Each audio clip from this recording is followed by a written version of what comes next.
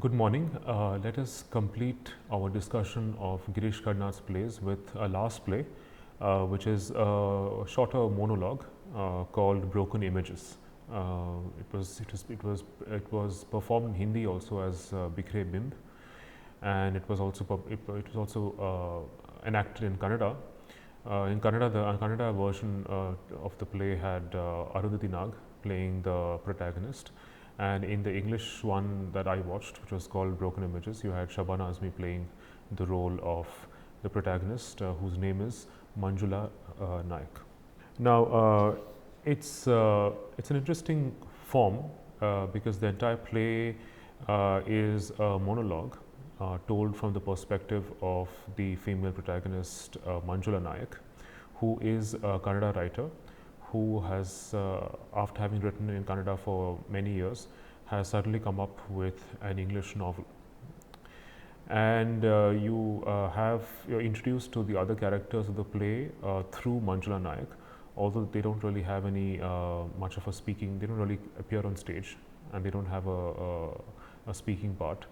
We are introduced to her husband Pramod, and we're also introduced to her sister Malini, who is a disabled woman. Right? She spends much of her life in a wheelchair at home because she is paralyzed from the waist below.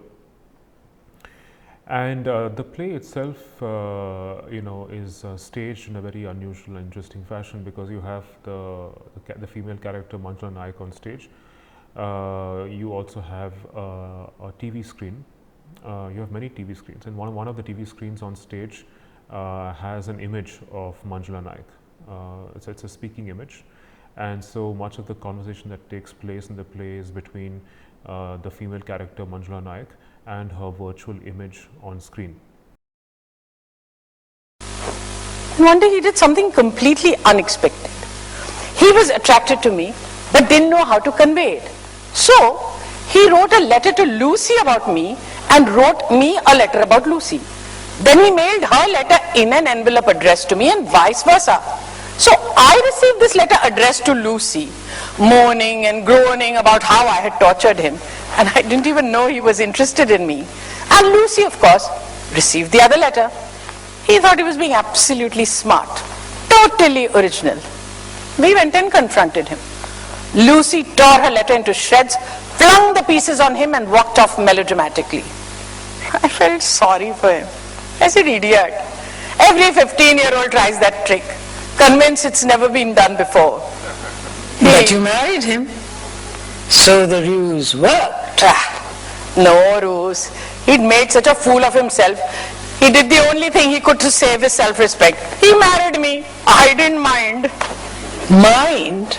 You would never have found another man of his caliber. I suppose so. And what happened to Lucy? She stopped talking to me. Women found him attractive. Malini too. Of course. She was a woman after all. The play itself is a comment on the politics of language, and this becomes important in the initial phase of the play, where there is this impression that Manjula Naik's peers and her audience, her readership, may probably be upset with her for having written something in English. As Manjula Naik portrays her own reception and the way she's perceived by her readers and her peers, she makes it seem it's actually a comment on the politics of writing in English, which guarantees you access to a global audience, unlike perhaps writing in a regional language like Kannada, which certainly assures you a readership, but it's still a niche when compared to English. And this in some sense is also a reflection of Girish Karnad's own life as someone who began writing in Kannada and wrote in Kannada for more than 3 decades, and then decided to switch or translate his works into English. And the impact that had on his writing and his career as a playwright is reflected in the play, because it's suggested that the act of writing in English, or the act of being translated into English, gives Indian English writers or Indian writers who have been translated greater access to global literary readership, rather than those who only write in regional languages. So, and so we see that also in the larger context of post-colonial Indian literature in English, where you have a generation of writers post Salman Rushdie, who have written in English, who have been received in English, who have been read worldwide. You also have the example of Arundhati Roy, who has written a novel in English, and now 2 novels, and so the kind of reception that she has, writing also about Kerala to a larger English audience and readership, it's a question of power when it comes to writing in English and being translated into English.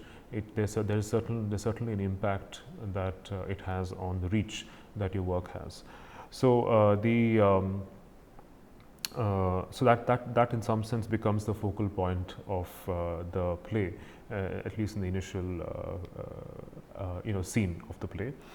And so for I mean, it's a very simple plot. I mean, it's just revolves around a writer called Manjula Naik, who has written in Kannada and now begins writing in English, and much to the disapproval of her readers and her peers, who think that it's an act of betrayal, because they expect her to be loyal to Kannada.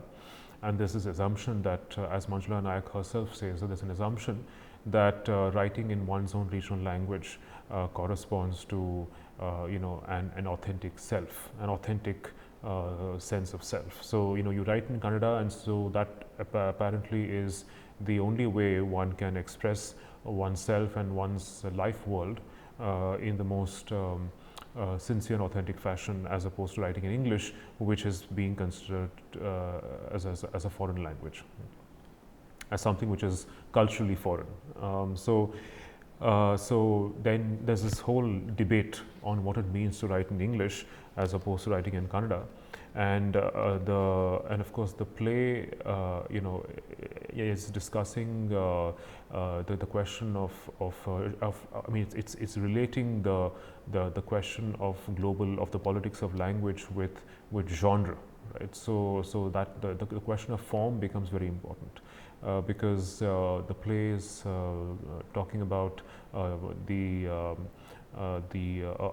Kannada female writer who has written a novel and not a play, right? So writing, the whole idea of writing a play is in English does not, let's say, have the same acclaim, the same reputation, the same power that let's say writing a novel in English has. So it's a question of form is also very important. That you write in English, you write a novel in English, and it's published in English, and that seems to have a far greater prestige than let's say writing a play in English, or writing a play in Kannada and getting it translated into English.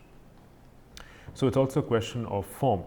So Manjula Naik, in some sense dramatizes the debates that occur around the question of language, of what language to write in, what language to publish in, and questions of form, of what does it mean to actually write a novel in English when you have hitherto been a writer of Kannada. So the initial phase, the initial part of the monologue, Broken Images, is precisely about this. And later on, of course, there's a twist in the play when we realize that the English novel that Manjula has published in her name has actually been authored by her sister Manjula Naik, who is now dead. Right? So she has plagiarized her sister's novel and claimed it as her own. And it's only her husband Pramod who discovers this, that much later, after it's been published, that she had stolen the typescript from Malini's shelf after she died. And there are lots of suggestions that Manjula, it's quite explicit that Manjula was very insecure of her sister, despite the fact that the sister was immobile, I think Manjula admired and envied her sister for her flair for English, her ability to write in English, for the English speaking friends she had, and also for her beauty, the fact that she was a very beautiful woman even though she was physically challenged, and that she also suspects that perhaps her sister had a very intimate relationship with her husband Pramod, although it's not clear or it's not certain that it was a romantic relationship.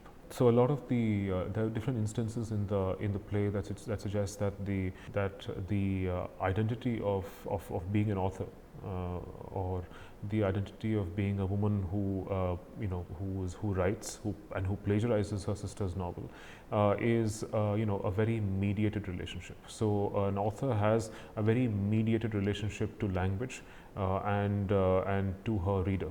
Right. And so it's not a direct relationship, but it's also, so the entire play seems to be about the politics of mediation, of the mediation of desire, and the mediated relationship that an author has to the figure of the author has to his or her writing and to his or her readership. Right. So it's not a direct determined relationship, but it's something which is mediated by many other cultural, economic, and political factors. So we need to actually explore this point of mediation in greater detail in the monologue. Right. So in the broken images, if you just pay attention to the opening stage directions of the play, it says the interior of a television studio, a big plasma screen hangs on one side, big enough for a close-up on it to be seen clearly by the audience. On the other side of the stage, a chair and a typically telly table, strong, wide, semicircular. At the back of the stage are several television sets with screens of varying sizes. A small red bulb glows above the table, high enough not to appear on the television screen. Manjula Naik walks in. She's in her mid-30s or 40s and has a confident stride. She is wearing a lapel mic. It is immediately evident that she's at home in broadcasting studios. She looks around. Right? So the setting is of a television studio with a big plasma screen on one side, and on the other side there's a stage. Of the stage there's a chair and a telly table on which she sits, and behind the telly table you have several television sets with screens of varying sizes, and you have a small red bulb above the table which is high enough to not appear on the television screen. And Manjula Naik appears as someone who is mid-30s, middle-aged, rather confident, and seems to be completely at home in the broadcasting studio. And you see how her relationship to the audience and the readership. I mean, I'm talking about the audience that's watching the play, as well as the readership, who is the potential readership of her novel. So it's an interesting irony or contrast between two media. So on one hand you have Manjula Naik playing an actor in a play who is present before her audience, who is watching her perform, and you also have Manjula Naik performing before a camera, right? So the camera, so you see the difference between a play and a film or a camera recording of a talk, where in theatre you have a rather unmediated relationship with the actor. The emphasis lies on language and on the actor's body that is supposed to emote and express and conjure up space, physical space, through language. And on the other hand, you have the camera, which determines what the audience will see or should see, what it should focus on. And the emphasis of film may not be entirely on space and the actor's body, but may also be able to capture other time-space continuums, other layers of temporality, or other experiences of time and space. So these two media, theatre and film, cinema and camera, are contrasted on stage. There's an announcer who introduces the audience to Manjula Naik, and so you also have the imagination of Manjula Naik appearing on a TV show in front of a live audience. So the live audience could be the audience watching the play, but there could also be another audience which cannot be seen, which is watching her through the camera. So you have two layers. You have the layer of the physical space of the playhouse, and you also have on the stage, and you also have the invisible audience. So the audience is at once invoked as an absence as well as a presence in the play. So the announcer introduces her as someone who is a renowned Kannada short story writer, and who was also a lecturer in English. Again, is reflective of the bilingual status of many regional writers, writers who write in regional languages, who have to probably teach English because that's the only job they can get, which is even fairly decently paid job. But she's been writing in Kannada, and there's also a very self-reflexive, reference to the larger literary establishment of Kannada, but also which is true of many other Indian languages. So there are other Kannada writers who were lecturers in English, B.M. Shri Gokak Adiga, right? So that's what the announcer says. You also have modern ones. He goes on to say Lankesh, Shantinath, Anantamurthy, and then there's A.K. Ramanujan. And so the novel that Manjula Naik has published in English is called The River Has No Memories. And the announcer also mentions that she has made a lot of money through royalties from her British publishers who have published the novel to great acclaim. And the novel has become a bestseller all across the world. And so there is this initial reference to the fact that writing in English involves fame and a lot of money. And there's also the suggestion that there is that this whole idea of writing in English also implies selling oneself, almost prostituting oneself to a larger global audience and readership, where you sell yourself in order to actually potentially acquire. It's not guaranteed, of course, but potentially acquire greater recognition as opposed to writing in a regional language. And she mentions the two questions that many writers are normally asked, writers who have switched languages from, let's say, a regional language to English. The first question that she says she's been asked by her readers is that after having written in Kannada all your life, why did you choose to write in English all of a sudden? Do you see yourself as a Kannada writer or as an English writer? What audience do you write for? And variations on that theme.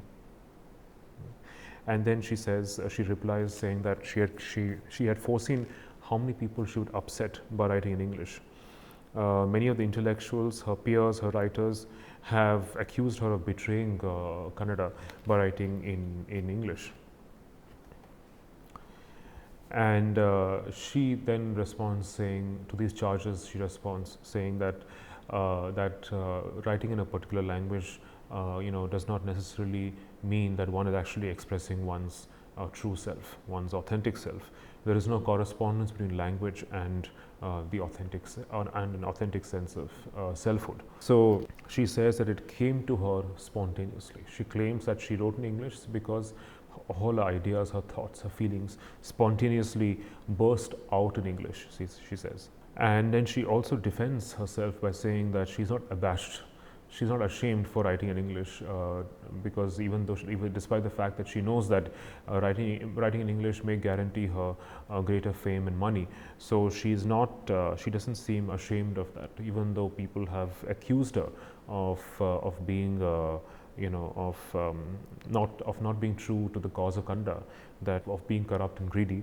But then she feels that she's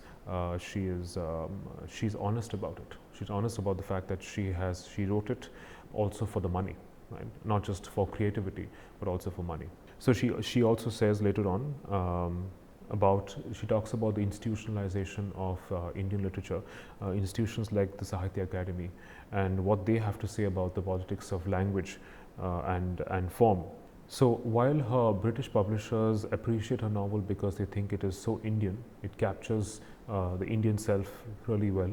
There are other Indian writers who feel that English is a medium of dishonesty. Right? That's what Manjula Naik quotes, saying that for many Indian writers, English is a medium of dishonesty. Of course, one could also ask how many Kannada writers are honest in what they write in Kannada. But if you did that, you'd be immediately condemned as a traitor. You can't win. So writing in Kannada doesn't necessarily mean that you're being authentic and sincere. Just like how writing in English does not necessarily mean that you're being inauthentic and lacking in sincerity. Recently, the president of the Central Sahitya Academy, the National Academy of the Letters, who shall remain nameless, declared that Indians who write in English do so in order to make money. That by writing in English, they confess their complicity in the global consumer market economy. He, of course, spoke in English. Speaking in English, as you know, gives you the authority to make oracular pronouncements on Indian literatures and languages. But my response to the charge that I write in English for money would be, why not? Isn't that a good enough reason? Would you like to see what royalties I earned when I wrote in Kannada? Yet the accusation hides, or perhaps reveals, a grim anxiety. As is clear from the dictum of the president of the academy, what is at issue is not creativity but money. What hits everyone in the eye is the money a writer in English can earn. The advance I receive from my novel, the advance only, mind you, helped me resign my job and concentrate on writing. Of course, it is a cause for jealousy. Having struggled in Kannada, I can understand that. A Kannada proverb says, a response is good, but a meaningful response is better. Meaningful, artha purna. The Kannada word for meaning is artha, which also means money, and of course fame, publicity, glamour, power. Right? So she is not abashed, she is not ashamed, and she does not defend herself at this charge of intellectual prostitution. She says that I'm perfectly fine writing for the money, and the money, the royalties I've received, as opposed to the petty royalties I received for writing in Kannada, have enabled me to resign my job and concentrate, be a full-time writer. The second question that she's asked about is the book itself, and the second question is more about the question of representation, because she claims to have represented the life of her sister Malini, who is disabled. Right? And so her readers often ask her, how is it possible that she is able to represent the life of a disabled woman with such fidelity, with such accuracy. Right? I mean, they are quite amazed by the intimacy, the familiarity with which she is able to recount the life of her sister, as though she were herself disabled. Right? So, it's a whole question of experience in fiction, that is fiction a direct, unmediated representation of social reality, or is it a mediated relationship? Right? So, the novel, I mean, the play itself is really about the status of fiction and the kinds of truth claims that fiction makes. What is the status of fiction? Is fiction true, or is fiction false, or is fiction neither? Right? I mean, what's the register of fiction? Then she also she describes her sister's life, and she says she was physically challenged, suffered from what is technically called meningomyelocele. The upper part of her body was perfectly normal. Below the waist, the nervous system was damaged, completely dysfunctional. And there were a series of operations that Malini had to undergo, which reduced her existence to being an invalid, spending her entire life confined to a wheelchair. 6 years ago, Manjula says, my parents died. She came to stay with us in our house in Jayanagar, and I nursed her. During the last few months, it was quite clear she didn't have much time left. I am childless, and she became my child. Truly, the book is about her. I have dedicated it to her memory. She died last year, just a few months before the book came out. I have tried to relive what I learned about her emotional life as I nursed her, tended to her, watched helplessly as she floated into death. I miss her. I miss my beautiful, gentle sister. So she portrays herself as a caregiver who has witnessed her sister dying, and she says that she's the only character. Her sister is the only character in the novel drawn from life, right? While the other characters are entirely fictional. So she makes a claim that her representation of Malini is the only true representation in the novel, while everything else has been invented.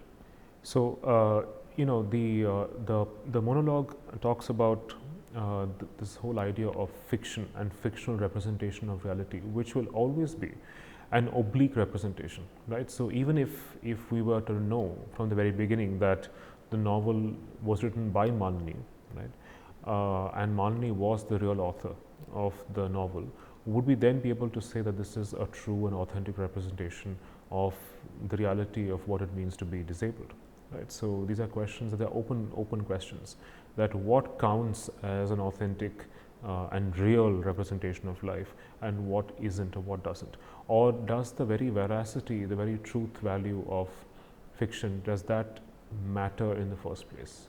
I mean, this is not to condone works of fiction that are blatantly distort history and distort the experiences of people, but to then say that fiction is a true and accurate representation of reality would also not then be accurate, because fiction has certain liberties, can take certain liberties, can take certain flights of imagination, which may not necessarily be a direct, or probably never is, a direct representation of reality. And in fact, it's precisely the unmediated metaphorical relationship that fiction has to reality which makes reality perhaps seem a lot more real than it is in reality, right?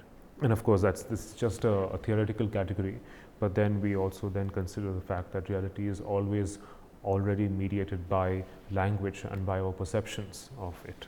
And then the image comes on the plasma screen, and the camera never seems to go off, right? So the camera, the whole idea of exposing oneself to the camera becomes a self-conscious exercise in self-dramatization, because Manjula is now exposing herself, right? She's exposing what she has done, and she's exposing her vulnerabilities, her insecurities before the camera, and there's no escape for her, right? Everything she says, every expression of hers is recorded and telecast to a wider audience whom she cannot see. So it's the gaze of the camera that's fixed on her, and she is the object of the gaze.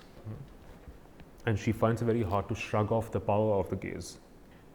And the image also comes across as probably, and the image is very ironic and self-conscious, because the image describes itself as perhaps the subconscious, the unconscious, the repressed in Manjula's own psyche, right? So, and the image says that I'm after all only you, right? I am you. And so it becomes this interesting self-dramatization of the character of Manjula Naik through her conversations that she has with herself, with the plasma, with the virtual image on the screen. They're about to show a Kannada telefilm about Manjula Naik in the novel, but that's not shown, and instead it's Manjula's own image that appears on screen. And the image constantly interrogates, dissects and interrogates Manjula's life, right, and her relationship with her sister and her husband. And again, this whole interrogation is again questioning, probing the truth value, the veracity of the novel. And the image seems to be ridiculing her at some level. The image says, if one had to comment, in the extreme case that one had to, that bit about your sister Malini, the tears, that could have been played down. Right? So they're wondering, the image is wondering if Manjula exaggerated her exhibition of sorrow at the loss of her sister. Right? So so what is being recorded on camera, again, it doesn't necessarily have to be authentic. Right? There can also be a lot of pretense, a lot of hypocrisy, right, that is recorded on camera, but then the audience attaches a certain sense of veracity to the camera, just as one attaches a certain veracity to the photograph.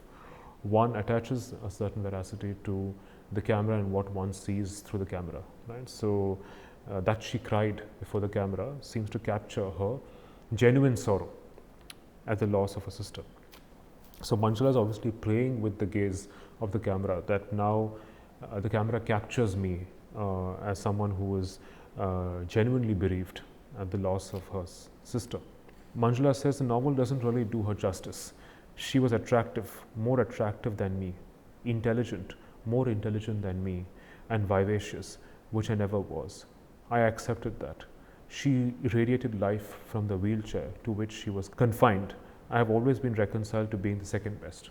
Right? So the status of the camera, of what the camera records, and the status of fiction are similar because they're both simulating a particular reality. Right? And one can never say whether that simulation is real or not, whether it's true or not. And Manjula here slowly reveals her insecurity, her sense of jealousy towards the system. The image, her illness was unfortunate, but because of it, she got the best of everything. Manjula, who's now defensive, says, she never asked for anything. Soon after her birth, the moment the gravity of her situation was realized, my parents moved to Bangalore, took a house in the Koromangala extension. She became the apple of their eye. When she was old enough to go to school, our teacher came home to teach her English and mathematics. Everything else she read up for herself: history, philosophy, anatomy. She was hungry for life, and gobbled it all up. Right? So when her parents discovered that Malini has a disability, a debilitating one, they divert all the attention to her, which makes Manjula feel neglected and left out. And then she wonders whether she would have been as bright if she had received all that love and attention. Right? So she feels jealous and insecure. Manjula says, they left me with my grandparents in Dharwad, an affectionate couple. They fussed over me, but no substitute for parents. When vacations approached, I could barely wait to get to Bangalore. And once I finished college, I found a job in Bangalore and came and lived with them. Those were the happiest days of my life. Halcyon. But then I met Pramod. We got married and settled down in Jayanagar. Father helped with the house, but he left most of his money in her name for her care. She was always the focus, naturally. And they moved to a locality in Bangalore which is largely non-Kannadiga. So Koromangala and Bangalore being rather cosmopolitan city, she finds herself feeling rather estranged in a locality which is largely non-Kannadiga. And she then here expresses a certain side to herself, which is provincial, which is proud of being Kannadiga, which wants to breathe the language, she says. Right? And she wants to live in the heart of Kannada culture. So this is one aspect, one side to the writer who revels in the presence of the language and in the presence of Kannada speakers and literature. But then she seems to also give that up for the larger glamour and prestige that is attached to writing in English. She says that, let me say I could have written about my sister in Kannada. She breathed, laughed, dreamt in English. Her friends spoke only English. Having her in my house for 6 years helped improve my English. So she also reveals the fact that her sister had a greater access to English and to English-speaking friends unlike her. And through the interrogation, the conversation that she has with the image, she slowly reveals, unravels those aspects of herself which are insecure, which feel that she's competing with her sister for her intellect and for her English language and writing skills. You know, she also depicts, of course the novel is not hers, but then the novel itself being written by Malini suggests is a reflection of Manjula. Right? So Manjula appears in the novel as a negative character, as the first cousin of the writer and not her own sister. Right? So it's a fairly negative character. Pramod himself comes across as someone who, Pramod is Manjula's husband, who has an intimate relationship with Malini, as someone who is not very good looking and striking, but an intelligent, warm and lovable person. Right? Fun loving, fond of practical jokes, noble and simple, almost simple minded. And then Manjula describes her early years of her relationship with Pramod, when Pramod quoted her and played a prank on her by writing a letter about her close friend Lucy. So he addressed a letter to Manjula and wrote about his feelings for her close friend Lucy, and he wrote a similar letter addressed to Lucy, confessing his love for Manjula. And so they both receive letters about Pramod's love for the other woman. And that again is an instance of how her initial relationship with Pramod is mediated through her close friend Lucy. Right? So that in some sense evokes perhaps her desire and longing for the man. that love and romance, even if it is just a prank, even if it's a joke, is developed, is triggered, is developed and intensifies when it is mediated through a third person. And then, of course, the ruse worked, she says, the image says, the ruse worked, the prank worked, and they ended up getting married. And she, of course, loses her friendship with Lucy, who stops talking to her.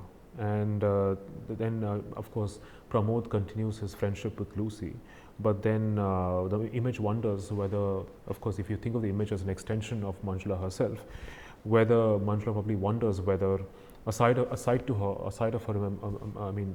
wonders if they had an affair. Right? But there's another side to her which believes that Pramod is a sincere husband and is too much in love with her to have an affair with another woman. There's also an insinuation of to the possibility that Pramod had a very close relationship with Malini, because Pramod spent most of his time at home with Malini, who could not move out of the house. So the image asks Manjula whether she did not mind that her husband was spending a lot of time with her sister. And she says, mind, thank God for it. You see, he's in software development, works from home. So he has a work from home job. She was confined in her chair. Can you imagine what would have happened if they hadn't got on? He's basically a two-woman man. I used to call him Tirupati Timmappa. Right? So she almost seems to desire her husband because there are other women who desire him. Right? So even her love and her desire for her husband are mediated by other women in his life. And then suddenly Manjula is very upset that the image is constantly interrogating her relationship and her marriage and her private life. And then she is on the verge of trying to switch off the image by pulling off the wire and the plug. But then she's unable to do it. And then they continue the conversation. And the image says that it is trapped in an existential angst, in an existential situation in the camera. It's almost like as though Manjula is unable to escape from her own gaze, her own self-gaze. She's trapped in her own conscience, in her own psyche, right? Because her psyche is torn apart by these contradictions, of on the one hand wanting to be an autonomous, independent, well-known, famous, acclaimed writer in English, and on the other hand being attached, having her loyalties towards Kannada culture, Kannada literature, and the whole image of the double of a sister who seems to have greater access to English, has grown up with English speaking friends, and is the actual author of the English novel that she has plagiarized, and the insecurity of being married to a man who is attractive and who has drawn the attention of many other women, right? So nothing that belongs to her she can actually call her own, right? So Manjula is constantly feels estranged and alienated from her life, right? From everything that she thinks belongs to her, right? So she's always estranged from her writing, partly because by virtue of being an author, she is concealed by language. She is displaced by the very novel that she writes.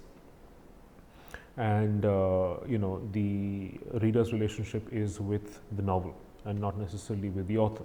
So the author may not necessarily write for a specific readership or an audience when she is writing the novel, right? So there's that.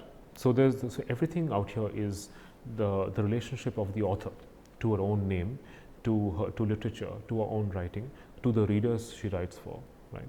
To her husband in this case, or to her sister. Everything is mediated by language and by representation. Right? And this is when the image parodies itself, anticipates the interpretations that one may have, psychoanalysts may have of the image. There was a time when critics would have said, "I was your conscience," like in the good old Hindi films. The hero reaches out for the money and suddenly his shadow starts speaking. Don't. That money is meant for your father's medicines. Do you want to break your mother's heart? Or it could be his image in the mirror. But those simple days are gone. Today I would have to be a Freudian unconscious. Everything you censored, repressed material, forbidden impulses, taboo recollections, a dream, bad dream.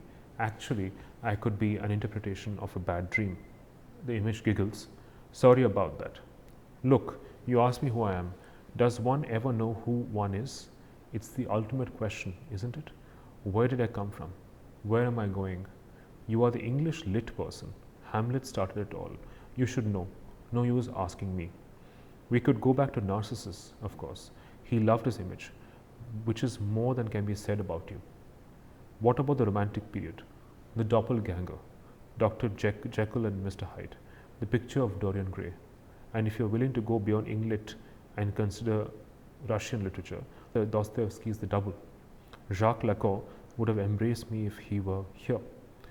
I'd be quite happy to be a central, transcendental signified.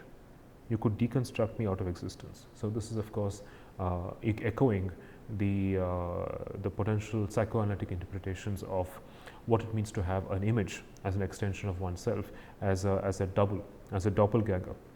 Then there's the instance of Sita, which the image gives. Sita, yes, take Sita. As her other, there was a Maya Sita, the illusory Sita. According to some versions of the Ramayana, it was actually the illusory Sita that Ravana carried off. And then in the later sections of the epic, Rama replaces the absent Sita with a golden image.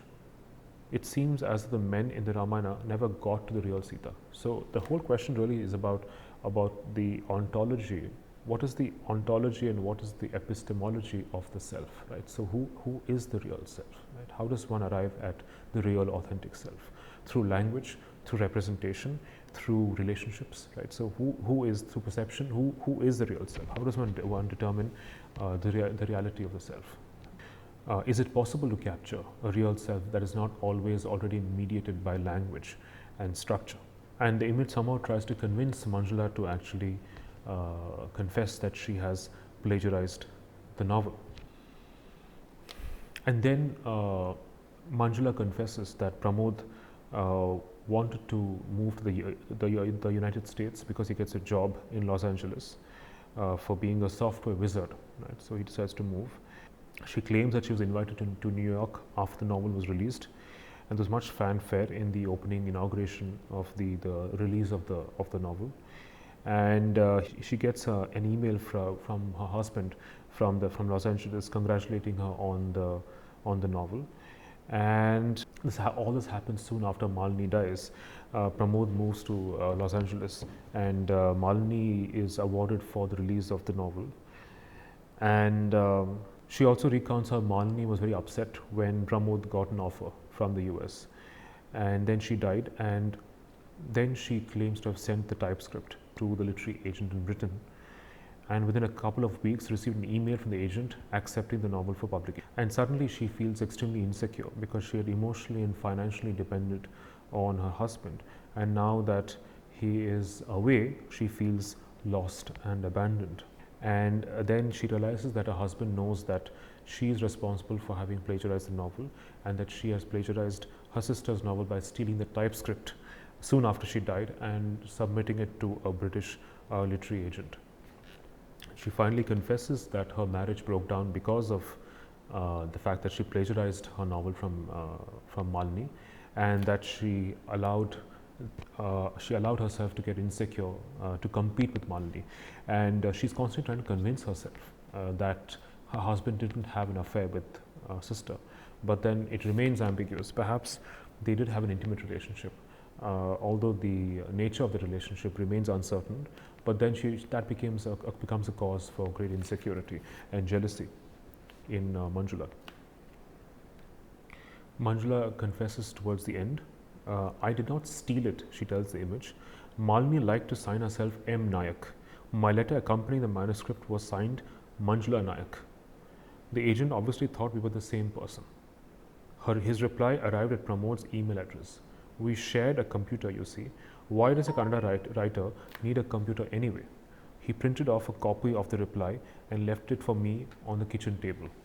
As I read the email, I could sense him watching me. From his corner, I decided to face him. How can you accuse me of plagiarism? I wanted to demand. Are you implying I knowingly stole my sister's novel? I knew he would deny any such insinuation. I was raring to pitch into him, wring the truth out of him. Why don't you say what is in your mind? I wanted to go on. You know it was a genuine mistake. The agent is an Englishman, unfamiliar with Indian names. So she tries to pass off the novel. She very well knows that she is plagiarizing the novel, but she tries to pass it off as a mere accident. Instead, I heard myself asking, why did you leave the email message on the kitchen table? He looked nonplussed, and it wasn't what I had meant to ask. But I had to plunge on. You know, I have a study of my own, a desk at which I work. Oh, I'm sorry, he said. Picked up the message from the kitchen table, took it into my study and plonked it down on my writing desk. Here, the message. That was it. He pretended he didn't know what I was getting at, but he did know. You could see it in his anger. He had never been so angry before, not with me. The subject was never mentioned again. Right? So the husband, of course, realizes much later, after the novel has been published, that Manjula is responsible for plagiarizing the novel, and so he is furious with her. So, it's interesting that Manjula realizes that the very novel that she's plagiarized from Malini portrays her, Manjula, as a very shallow woman, as a shallow, jealous, insecure woman, and that she should publish it as it is, in some sense, works against her. Right? So it becomes, another instance where she begins to subvert herself. Right? She ends up fighting with herself, with her own, by being entrapped in her own sense of self. And as she's trying to destroy the image, the screen, towards the end, the screen emerges as a resurrection of Manjula Naik herself.